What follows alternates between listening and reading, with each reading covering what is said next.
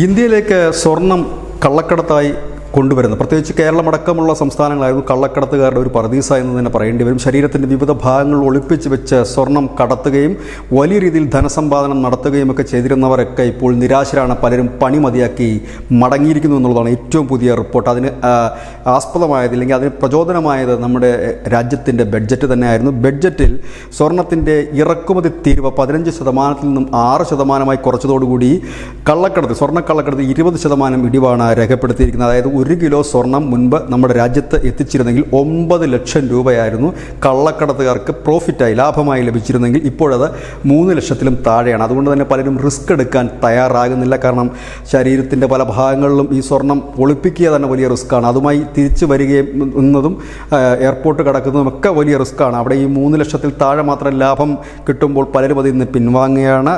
ഒരു പവന് 5000 രൂപ വരെ ആയിരുന്നു ഇത്തരത്തിൽ കള്ളക്കടത്ത് വഴി കൊണ്ടുവരുന്ന സ്വർണത്തിന് നമ്മുടെ രാജ്യത്ത് ലഭിച്ചിരുന്നത്.